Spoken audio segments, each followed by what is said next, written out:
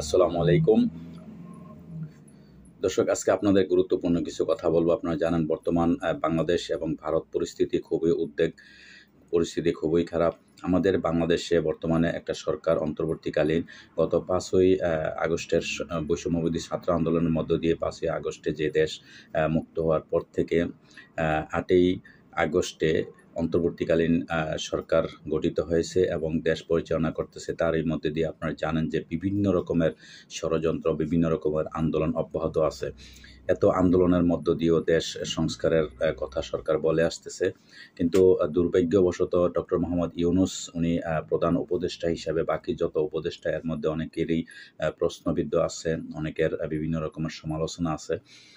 তো যাই হোক, সব মিলিয়ে মোটামুটি দেশ চালাচ্ছে। এর মধ্যে ভারত বিভিন্ন রকমের ষড়যন্ত্র তার সাথে লিপ্ত আছে এবং ভারত কীভাবে বাংলাদেশকে একটা অস্থিতিশীল এবং পরিস্থিতি গোলাটে করে খারাপ করে দেশটার একটা তারা দখলের একটা চিন্তা ভাবনা করতেছে, এটাই তাদের মেইন উদ্দেশ্য। তো যাই হোক, সব মিলিয়ে আপনারা জানেন অতীতের যে সরকার আছে সেই সরকারও এই ষড়যন্ত্রের অংশ হিসাবে আছে। তো সব মিলিয়ে ভারত এখন আপনারা জানেন যে ভারতে একটা বাংলাদেশ নিয়ে জরুরি বৈঠক ডেকেছে ভারত। গত 5ই আগস্টে দেশ মুক্ত হওয়ার পর থেকেই তারা বিভিন্নভাবে চেষ্টা করতেছে বাংলাদেশকে কু করার জন্য। তো দর্শক, আপনারা সবাই যারা বিশেষ করে বাংলাদেশে পৃথিবীর যেখানে আপনারা আছেন, আপনাদেরকে একটা কথাই বলবো, আপনারা অবশ্যই সবাই যার যেখান থেকে আপনারা পারেন, আপনারা দেশের যদি বিন্দু পরিমাণ আপনাদের মাতৃভূমির জন্য যদি মায়া দয়া থাকে তাহলে আপনারা অবশ্যই আওয়াজ তুলবেন। এই পরিস্থিতি নিয়ে আপনারা সবাই সতর্ক অবস্থান থাকবেন এবং সবাইকে আপনারা যাতে কোনো রকমের ষড়যন্ত্রের মধ্যে পা না দিয়ে সতর্ক অবস্থান থাকে, পরিস্থিতি যাতে কোনো রকমেই ক্ষতিগ্রস্ত না হয় বা কোনো রকমের দেশ যাতে একটা অস্থিতিশীল না হয়, সবাই ধৈর্য ধারণ করতে হবে। তার কারণ হচ্ছে এই মুহূর্তে উচ্ছৃঙ্খল করলে, এই মুহূর্তে যদি আপনারা বাংলাদেশে বিভিন্ন স্বার্থ নিয়ে যত বিরোধী দলগুলো আছে বা যত দল আছে, যত রাজনৈতিক দল, সবাই যদি এইভাবে যদি যার যার স্বার্থ নিয়ে যদি কাজ করতে যান তাহলে দেশের অস্তিত্ব টিকে থাকবে না। তো যাই হোক, সবাই একমত, এই মুহূর্তে ঐক্য খুব জরুরি। ঐক্যমত হয়ে যারা অন্তর্বর্তীকালীন সরকারে আছেন তারা এবং যারা রাজনৈতিক দল আছে সবাই মিলে ঐক্যজোট করে আপনারা যে কোনো সিদ্ধান্ত নেবেন, একতা থাকবেন, তাহলে যত রকমের ষড়যন্ত্র আছে সব কিছু আপনারা একসাথে মোকাবেলা করবেন, তাহলে ভারত কেন পৃথিবীর কোনো দেশেই কিছু করতে পারবে না। তো যাই হোক, বাংলাদেশের পরিস্থিতি নিয়ে আলোচনা করতে আগামী 11ই ডিসেম্বর জরুরি বৈঠক ডেকেছে ভারতের সংসদের পররাষ্ট্র বিষয়ক কমিটি।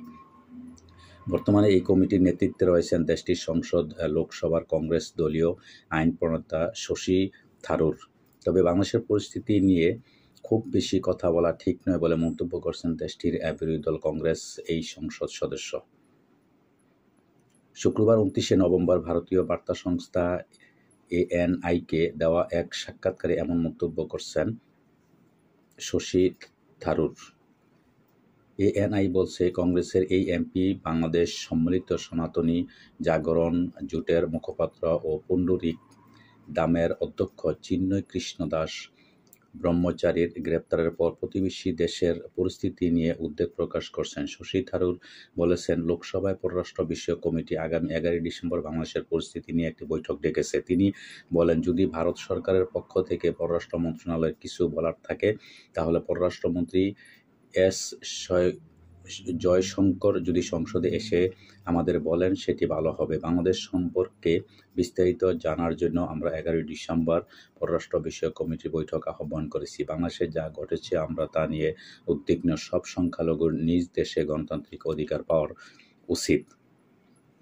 কংগ্রেস দলীয় এই এমপি বলেন, কিন্তু আমাদের এটা নিয়ে খুব বেশি কথা বলা ঠিক হবে না, কারণ এই বিষয়টি আমাদের দেশের সঙ্গে সংশ্লিষ্ট নয়। চিন্ময় কৃষ্ণ দাসের গ্রেপ্তারের ঘটনায় ভারতে ব্যাপক ক্ষোভের সৃষ্টি হয়েছে। দেশটির অনেকে তার অবিলম্বে মুক্তির দাবি জানিয়েছে। দেশটির বিরোধী দলীয় সংসদ সদস্য শশী থারুর বাংলাদেশ পরিস্থিতি নিয়ে খুব বেশি কথা বলা ঠিক হবে না বলে মন্তব্য করলেও ভারতের সংসদে পরপর 2 দিন অর্থাৎ বৃহস্পতি এবং শুক্রবার বাংলাদেশ নিয়ে আলোচনা হয়েছে। শুক্রবার দেশটির পররাষ্ট্রমন্ত্রী এস জয়শঙ্কর বাংলাদেশ পরিস্থিতি নিয়ে সংসদে দেওয়া বিবৃতিতে বলেছেন, বাংলাদেশের সংখ্যালঘু সকল নাগরিকদের সুরক্ষা নিশ্চিতের দায়িত্ব ডক্টর মোহাম্মদ ইউনূসের নেতৃত্বাধীন অন্তর্বর্তী সরকারের। লোকসভায় সংসদ সদস্যের প্রশ্নের জবাবে তিনি বলেন, ভারতের সরকার এসব ঘটনার বিষয় গুরুতরভাবে বিবেচনা নিয়েছে এবং বাংলাদেশ সরকারের কাছে দিল্লির উদ্বেগ জানিয়ে দেওয়া হয়েছে। জয়শঙ্কর বলেন, বাংলাদেশের সাম্প্রতিক দুর্গাপূজা উৎসবের সময় মন্দির ও পূজা মণ্ডপে হামলার খবরও প্রকাশ্যে এসেছে। এই হামলার পর বাংলাদেশ সরকার শান্তিপূর্ণভাবে দুর্গাপূজা উদযাপন নিশ্চিত সেনাবাহিনী ও বর্ডার গার্ড বাংলাদেশ বিজিবি মোতায়েন সহ বিশেষ নিরাপত্তা ব্যবস্থা গ্রহণের নির্দেশনা জারি করেছেন। এদিকে চিন্ময়কৃষ্ণ দাস ব্রহ্মচারীর গ্রেপ্তার ও সংখ্যালঘুদের নিয়ে শুক্রবার দিল্লিতে নিয়মিত প্রেস ব্রিফিংয়েও কথা বলছেন ভারতের পররাষ্ট্র মন্ত্রণালয়ের মুখপাত্র রণধীর জয়সওয়াল। ব্রিফিংয়ে উপস্থিত সাংবাদিকদের বেশিরভাগই বাংলাদেশ পরিস্থিতি নিয়ে জয়সওয়ালকে বিভিন্ন ধরনের প্রশ্ন করেন। এ সময় রণধীর বলেন, হিন্দুদের ওপর হামলা নিয়ে আমরা বাংলাদেশের সঙ্গে সার্বক্ষণিক যোগাযোগ রাখছি। হিন্দুসহ অন্যান্য সংখ্যালঘুদের ওপর হুমকি এবং হামলার বিষয়টি বাংলাদেশ সরকারের কাছে শক্তভাবে সার্বক্ষণিক উত্থাপন করছে ভারত। এই ব্যাপারে আমাদের অবস্থান পরিষ্কার। সব সংখ্যালঘু নিরাপত্তা নিশ্চয়তার যে দায়িত্ব বাংলাদেশ অন্তর্বর্তী সরকারের রয়েছে সেটি তারা পালন করবে। তিনি বলেন, আমরা চরমপন্থী বক্তব্য বাড়ান্ত নিয়ে উদ্বিগ্ন। ক্রমবর্ধমান সহিংসতা ও উস্কানিমূলক ঘটনাকে শুধু গণমাধ্যমের অতিরঞ্জন বলে উড়িয়ে দেওয়া যায় না। আমরা বাংলাদেশকে সংখ্যালঘুদের সুরক্ষার জন্য পদক্ষেপ নেওয়ার আহ্বান জানাই। গত 25 অক্টোবর চট্টগ্রামে বাংলাদেশের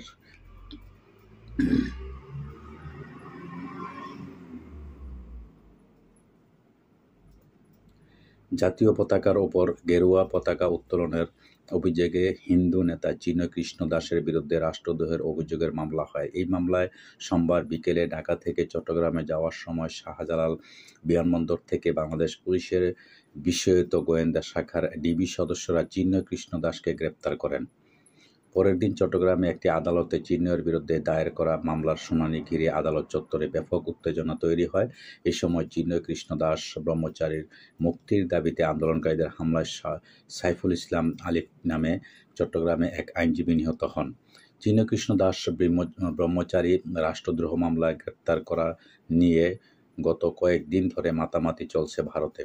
এছাড়া বাংলাদেশের সংখ্যালঘুদের ওপর নির্যাতন বেড়ে গেছে বলে ভারতীয় সংবাদ মাধ্যমে ঢালাওভাবে প্রচার করা হচ্ছে। ভারতের বিভিন্ন জায়গায় এই নিয়ে বিক্ষোভও হয়েছে, যদিও এইসব অভিযোগের বেশিরভাগই ভিত্তিহীন বলে বাংলাদেশের পক্ষ থেকে দাবি করা হয়েছে। দর্শক, ভারতকে নিয়ে তারা ভারতে সংখ্যালঘুদের উপরে হামলা হচ্ছে, ভারতের এক চিন্ময় দাসকে গ্রেপ্তার করছে, এই নিয়ে বাংলাদেশ নিয়ে তারা খুব একটা মাতামাতি খুব একটা করতেছে। সংখ্যালঘুদের নিরাপত্তা সব কিছু নিশ্চিত তারা চাইতেছে। তো গত কয়েক বছর আগে তারা যে বাবরি মসজিদ ভেঙে দিয়েছিল, তারপরে বাংলাদেশের যে পরিস্থিতি হয়েছিল আপনারা জানেন, ভারতে বাবরি মসজিদ ভাঙছে, ভারতে সংখ্যালঘু মুসলমানদের উপর অত্যাচার চলতেছে, সেই ব্যাপারে কোনো কৈফিয়ত নাই, সেই ব্যাপারে আমরা তো কোনো প্রতিবাদ কোনোদিন করি নাই। সব ভালো থাকবেন। আল্লাহ।